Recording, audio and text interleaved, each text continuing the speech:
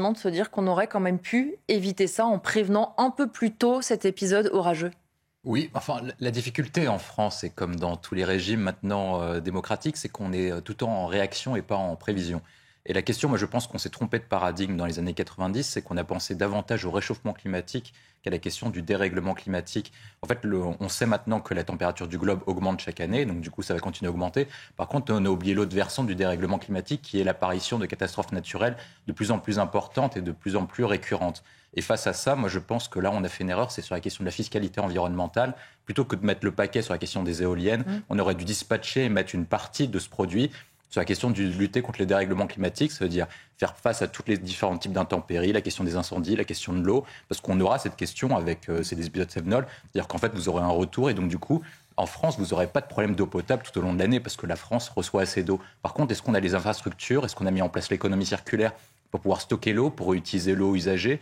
C'est toutes ces questions-là, en fait, je pense qu'on devrait se concentrer. Évidemment, les habitants, c'est toujours un peu pareil. Les Français se diront, le gouvernement n'agit pas assez, mais est-ce que le gouvernement avait la capacité d'agir face à un laps de temps aussi court ? Je pense qu'on aurait pu poser à la question à Emmanuel Macron de 2017 et à la majorité précédente, peut-être pas au gouvernement actuel qui a été nommé il y a 3 mois. Quand il y a un problème pour pouvoir appeler les secours, ça pose un sérieux problème. On a tendance à oublier qu'en 2022, en France, on peut être dans un endroit perdu, sans réseau, alors qu'on est en difficulté. Oui, vous avez tout à fait raison. Et moi, c'est pour ça que je serais moins méchant que mes camarades et mes collègues sur la question de l'État central. Parce qu'en fait, c'est même pire que ça en France, c'est qu'on a les faiblesses de l'État central et en fait, on a les faiblesses de l'État décentralisé. C'est-à-dire qu'on n'a pas les forces de l'État centralisé dans la mesure où, quand vous aviez un État centralisé à l'époque, un État gaulien par exemple, vous aviez le commissariat au plan, vous étiez en capacité de faire des grands investissements sur la question de la téléphonie, sur la question de l'aménagement du territoire, sur la question du rail, pour connecter les métropoles avec les territoires ruraux, etc. Là, aujourd'hui, comme on a décentralisé une partie des compétences, notamment la question du transport, la question des infrastructures, du coup, l'État n'a pas les moyens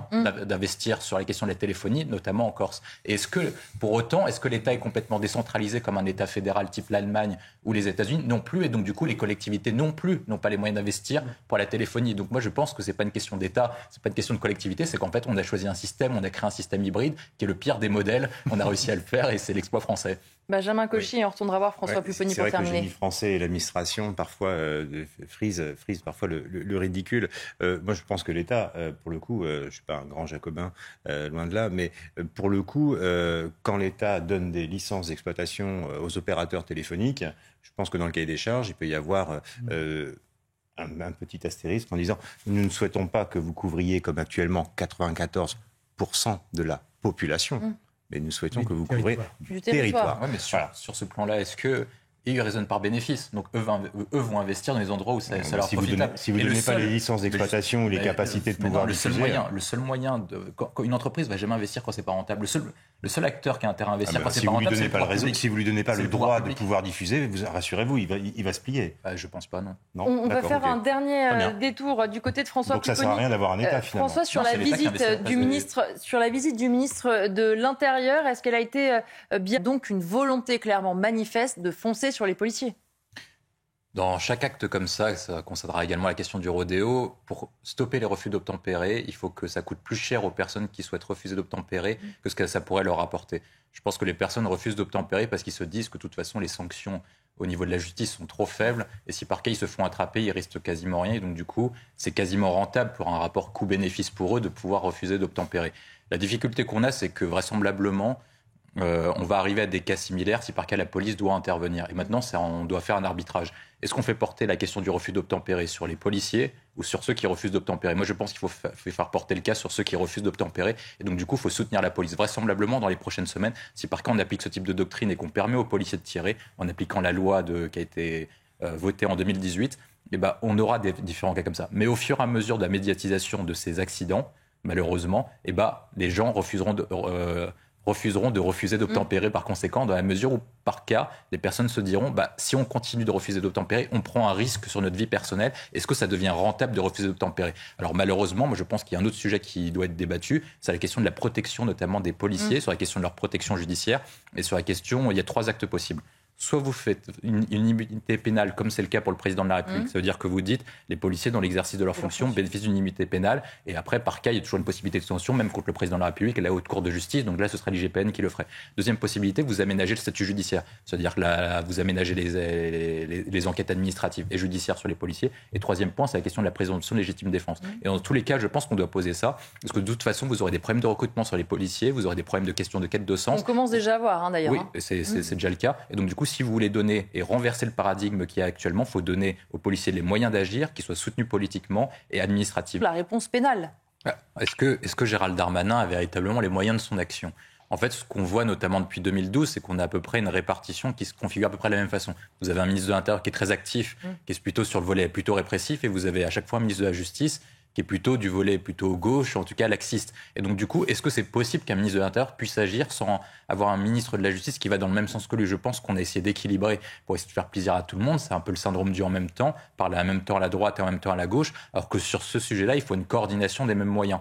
Parce qu'en fait, vous pouvez avoir les meilleurs policiers possibles, et je pense que c'est ce que monsieur essaye d'évoquer, mais de toute façon, même si les policiers attrapent tous les délinquants et que de toute façon il n'y a pas de réponse pénale, ça ne sert quasiment à rien. La difficulté, c'est qu'est-ce qu'on doit faire comme politique et doctrine pénale. Je pense que le sujet numéro 1, c'est de pouvoir revenir aux fondamentaux de la doctrine pénale. À chaque fois, c'est le même sujet en France, sur les questions d'éducation, sur les questions de justice, et qu'à chaque fois, on veut tout donner tout faire, toutes les missions possibles. C'est-à-dire que la justice doit emprisonner les gens, rééduquer, réinsérer et faire toutes les missions possibles, si possible en même temps. Moi, je pense que la mission essentielle, c'est la question de sortir les gens de la société. L'objectif de la justice, c'est de se dire il y a des personnes qui sont nuisibles à la société et donc du coup, on les sort de la société en les mettant en prison. Quitte à ce qu'ils fassent 1 mois de prison ou même 2 mois de prison, je pense qu'il faut qu'on les effectue. Alors du coup, se pose 3 questions. La question des moyens de la justice. Est-ce qu'on a assez de magistrats et surtout assez d'auxiliaires de justice, d'assistants de justice, de greffiers, etc. C'est le premier point. Le deuxième point, c'est comment on fait pour raccourcir les délais de jugement et donc du coup faciliter les peines pour une application des peines qui soit plus simple et du coup plus efficace. Et troisième point, c'est la question des places de prison. Est-ce qu'on peut se permettre, je regarde dans différents pays, on observe dans différents pays, est-ce qu'on peut se permettre du coup sur la question des constructions à faciliter la question des constructions, notamment comme en Chine ou comme dans d'autres pays où ils arrivent à construire plus facilement. Le temps qu'on construise une prison, il faut que le maire soit d'accord. Il faut ensuite qu'après des personnes fassent des recours. Ensuite, après, ils vont faire appel. Ensuite, après, ils vont éventuellement aller devant le Conseil d'État. Donc, du coup, ça va prendre 5-6 ans le temps de construire une prison. Est-ce qu'il ne faut pas faciliter ce type de procédure ? Moi, je pense qu'on a un sujet essentiel au XXIe siècle. C'est le débat entre démocratie et efficacité des régimes autoritaires. Si on ne veut pas que la démocratie meure, il faut que la démocratie soit efficace. Sur les réseaux sociaux, on sait que c'est très difficile à réguler, mais forcément, ça encourage aussi certains jeunes de voir qu'ils peuvent partager leurs exploits, faire des milliers de vues et après être vus un petit peu comme les héros locaux du rodéo urbain. Maintenant, le rodéo est devenu un phénomène culturel, en fait. Et il y a même un film qui est consacré dessus. C'est-à-dire que quand vous prenez les jeunes de ces quartiers, ils ont besoin de s'insérer, en fait, dans leur milieu social et donc, du coup, d'intégrer. Et dans tous les milieux sociaux, pour intégrer, il faut faire le plus d'exploits. Surtout qu'il y a une question de virilité dans ces milieux-là. Et donc, du coup, celui qui fera les plus grands exploits, celui qui fera les plus grands rodéos, si possible, qui narguera les forces de l'ordre, gagnera le plus de points et sera celui qui sera le plus coté du moment dans ce milieu-là. Et donc, du coup, le sujet essentiel qu'on doit avoir, et même ça pose la même question sur la question des territoires perdus de la République, c'est quel modèle attractif on a à leur proposer qui soit différent de celle de la loi des gangs et celle de la loi des grands frères. Pour l'instant, on n'a rien à proposer. C'est-à-dire qu'on a perdu c'est le désenchantement du monde, on a perdu le fait religieux qui permettait de structurer la société dans les années 60. Mais 68 a tué la figure du père et la question d'autorité avec le général de Gaulle. Et qu'est-ce que le modèle républicain a à proposer à ces jeunes de quartier ? Moi, j'ai grandi avec eux, je joue au basket avec eux. Et donc, du coup, ils sont structurés par le sacré, par la religion, parce qu'ils sont souvent de confession musulmane. Ils sont motivés par l'aspect financier, éventuellement dans le trafic de drogue, et leur phénomène social, c'est GTA 6. Et donc GTA 5 à l'époque, GTA 5 et GTA 6 bientôt. Et donc du coup, leur modèle de progression et le modèle qui va comme cool. Éclairez-moi, monsieur. C'est un jeu auquel vous intégrez. En fait, vous jouez, c'est un jeu qui est très populaire, auquel vous devez jouer très populaire dans certaines classes d'âge. Ah non, mais très populaire, c'est le jeu le plus vendu de tous les temps. Monsieur Garry, merci. Nous sommes au moins 2 sur ce plateau. C'est le jeu le plus vendu. Et en fait, vous jouez le rôle d'un criminel et votre but, c'est de monter dans la criminalité, de défier les forces de l'ordre. Et c'est le jeu le plus vendu de tous les temps. Donc ça pose question. Ah oui, et donc du coup, le sujet, voilà, c'est celui-ci. Et tant qu'on n'aura pas un modèle attractif, soit qui leur coûtera très cher. Moi, je pense que sur la question du rodéo, c'est le même principe que sur la question du refus d'obtempérer. Il faut que ça leur coûte plus cher que ce que ça leur rapporte. Et eux se disent, Tant qu'on fait du rodéo, on monte notre milieu social. Si parquet, ça leur coûte plus cher. Si parquet, ils risquent de se faire percuter éventuellement si on adopte la méthode britannique. Si parquet, ils risquent des sanctions pénales qui sont plus importantes. Si parquet, ils risquent autre chose. Dans ce cas-là, ils se diront, on passera autre chose au rodéo et peut-être qu'ils reviendront au terrain de foot pour essayer de devenir comme Mbappé. On va faire une pause, on se retrouve dans un instant. Il y avait également la fonction électorale, parce qu'ils étaient tous en élection avec l'élection présidentielle et l'élection législative. Oui, 2022 était dans toutes les têtes. C'est pour ça qu'ils devaient tous être très très actifs. Moi, je pense que sur Emmanuel Macron, il y a à peu près 2 temps. Il y a le temps où il se fait réélire, le moment du second tour, jusqu'aux élections législatives où là, c'est la cata. C'est catastrophique et d'ailleurs, il perd la majorité absolue. Et ensuite, après, avec une période de flou d'ailleurs. Une période de flou, il met du temps à nommer un gouvernement, il a du mal à donner un cap, il ne savait pas où se placer entre président de la République, en fonction d'incarnation, et chef de gouvernement, il ne savait pas trop comment se placer.